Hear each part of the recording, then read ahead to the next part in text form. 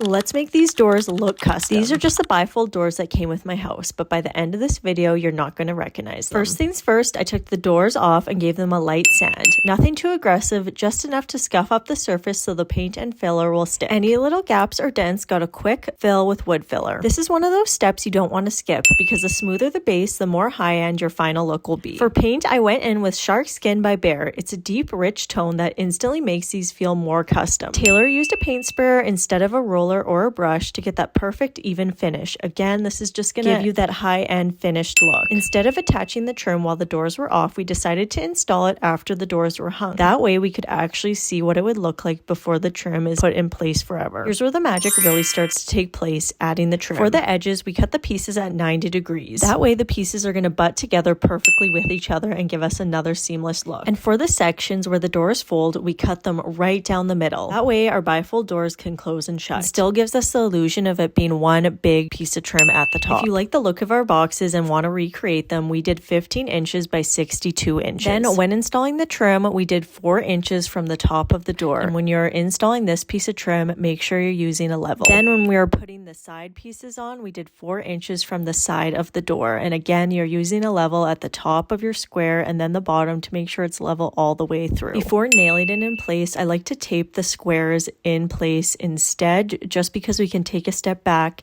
see if it's actually the size and design we like before actually committing to it. Once the trim pieces were in place, I went back with wood filler and caulk to hide all the seams and nail holes. To be completely honest, if I was redoing this part, I would just scratch the wood filler altogether because the caulking really gives a more seamless look and you don't have to go in and sand those joints after. You can just rub it with your fingers. If you choose the caulking method, you want to have a bowl of water and dish soap beside you for when you're smearing the caulk in place. Using the water and dish soap method makes it so it doesn't stick to your fingers and is giving you a more smooth application. And yes, your fingers will hurt after this, but it's 100% worth it. Don't skip the wood filler or caulking method because this is what's really going to make these doors look custom and more seamless. Depending what option you went with for the trim, either the wood filling or the caulking, you're going to have to wait. So with wood filler, you have to wait about 24 hours for it to dry. Sometimes caulking, you can get the ones where it's like an hour or 2 hour dry time. After that dried, I gave the trim a final coat of paint to match the doors. I went in with a paintbrush for this part just because using the spray gun was a lot more prep than I wanted. Then it was time for the hardware, and this is the most exciting part in my opinion.